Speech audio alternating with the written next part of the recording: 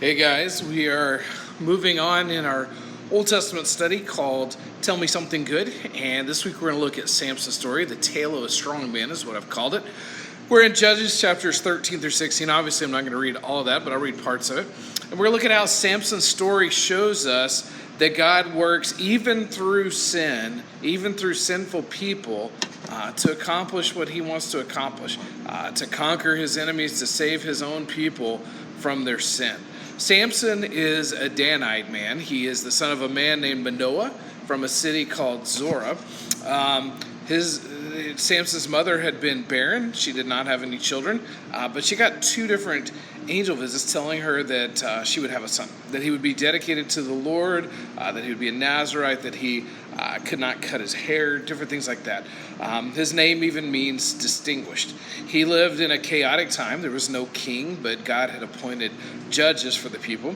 And the Israelites lived a roller coaster life. They would live for God, then they would sin, and they would be enslaved for a time, then they would repent and come back, go back to God, and then it would repeat over and over again.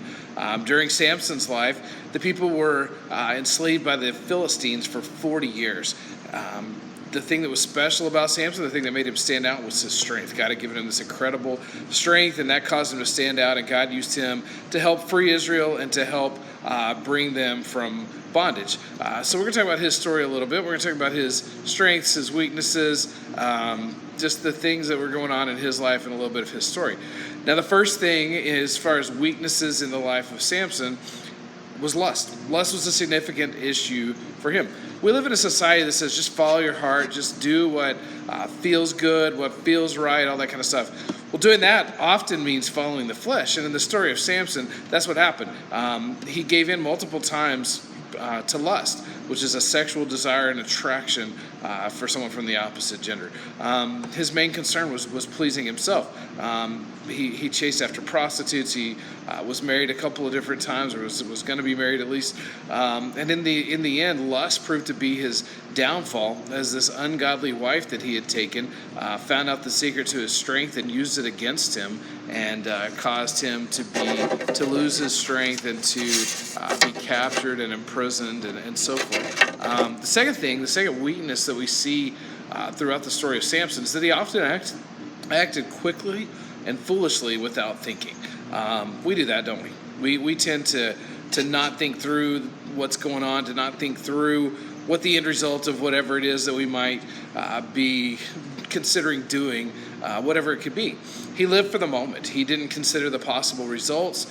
He just lived for what felt good in the moment. He relied on his own intuition. He relied on his own desires and strength.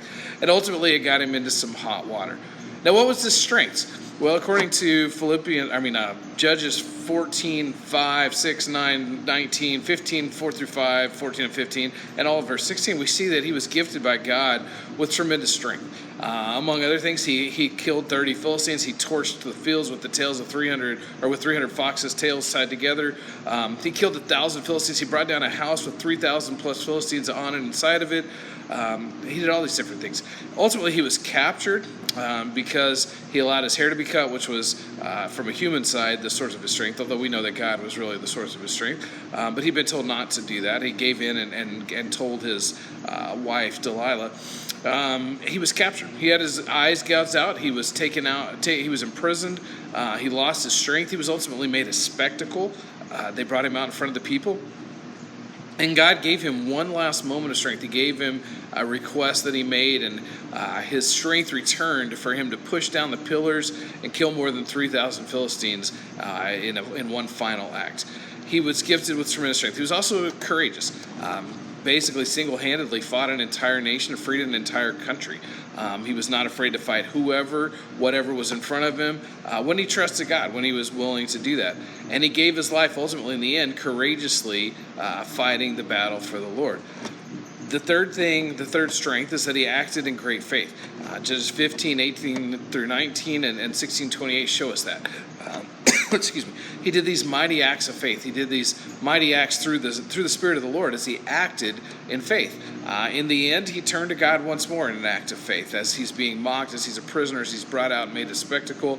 And then he's also mentioned in Hebrews 11:32 and 34 among the giants of our faith in the Hebrews Faith Hall of Fame. Now, far too frequently he acted foolishly, but he had moments of great faith. So he was courageous. He acted in great faith. So what can we learn? What are the lessons that we can learn from the life of Samson? First is this: if we don't rid ourselves of sinful influences, we'll fail. Colossians 3, 5, and 6 deal with this. Romans 8, 12, and 13 deal with this. God warned the Israelites many, many times if they didn't drive out the pagan nations, they would be ensnared, and that's what happened to them. Samson had great faith, but he couldn't overcome and put away his temptations, and ultimately it cost him.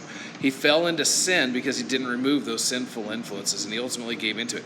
He didn't separate himself from them, and ultimately he listened to them and gave in. So the second thing is this: pursuing the world over God never brings fulfillment. 1 John 2, 15 through 17 talks about the world versus God. 1 Timothy 6, 6 through 9 deals with this issue as well.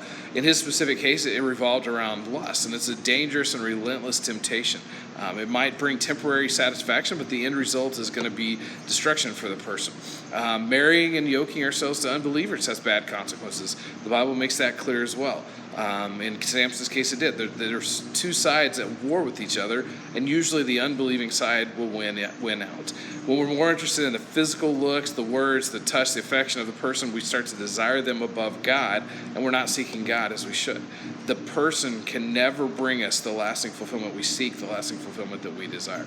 And then finally, the third thing that we can learn from the life of Samson is this: God can and will use anyone to accomplish his plans. We see it in 13, 1 through 5. We see it in 13, 24 through 25, 14, 19, 16, 26 through 30, all these different places. Ultimately, Samson got a second chance. His life had taken this horrible downward turn, and he was given a second chance. God works through flawed leaders. God keeps his promises even when we're unfaithful. Samson was fleshly. He gave in far too often, but he did believe in God. He did serve God, and God used him mightily. God watches over his people, carries out his plans, even in our flaws, even in our failures. He planned to use Samson from the very beginning. He heard Samson's prayer at the end of his life, and he helped achieve what he was meant to achieve, what God's purposes were at the end of his life. Samson had been given a lot of advantages, but his desire to please himself, his desire to have control of himself, ultimately cost him his life. It controlled his life, and it cost him his life. His pride, his lust controlled his life. It took him outside the will and control of God. 1 John 2:16 says, everything in the world, the lust of the flesh, the lust of the eyes, and the pride of life, comes not from the Father, but from the world. Samson chased hard after these things: pride and lust and fleshly things and so forth. And in chasing after those, he didn't follow and obey God, and he fell hard. In the end, he recognized his mistakes. He recognized the dishonor that he had brought God. And so he asked God for one last act of grace, one last fresh start. God granted him back that strength, gave his life to destroy the enemy, to defeat the enemy in one final act. God's desire is for each of us to start anew, to allow ourselves to be fully submitted and surrendered to God and be used by him even when we fail. We can come back to him, and he can use us. No matter what life has been like before, we can be used for his glory, for his kingdom's purposes.